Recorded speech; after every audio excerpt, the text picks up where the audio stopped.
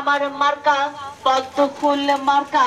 জাতীয় নির্বাচনের পর আবারও গ্রামগঞ্জ পাড়া মহল্লায় ভোটের আমেজ। দিনরাত এক করে নির্বাচনী এলাকার অলিগলি চষে বেড়াচ্ছেন প্রার্থীরা। ভোটারদের মন জয় করতে দিচ্ছেন নানা প্রতিশ্রুতি। ভোটের বাইরে বিএনপি আর আওয়ামী লীগের প্রতীক না থাকায় মাঠে একাধিক প্রার্থী প্রতিদ্বন্দ্বিতা করছেন। সেই সুযোগকেই কাজে লাগাচ্ছেন জাপার একক প্রার্থীরা, যদিও জয়ের ব্যাপারে আশাবাদী সবাই। আমি দুর্নীতিমুক্তভাবে উপজেলা পরিষদ যে 5 বছর চালিয়েছি, এজন্য তারা আমাকে আবারও নিয়ে আসবে এই প্রতিশ্রুতি ভোটাররা আমাদেরকে দিয়েছে। তবে ভোটাররা বলছেন উপজেলার উন্নয়নে যোগ্যদেরই বেছে নেবেন তারা। আমরা এমন একজন প্রার্থী চাই যার মধ্যে সততা, নিষ্ঠা, আনুগত্য, দেশপ্রেম, শ্রদ্ধা, ন্যায়পরায়ণতা এবং সহযোদ্ধাদের প্রতি সহমর্মিতা থাকবে। এলাকার উন্নয়ন করতে পারবে, আমাদের গরিব দুঃখী যারা মানুষ আছে তাদের পাশে দাঁড়াইতে পারবে, সেই ব্যক্তিকে আমাদের বাছে নিতে হবে। প্রথম ধাপে রংপুর বিভাগের 19 উপজেলায় নির্বাচন অনুষ্ঠিত হবে 8 মে।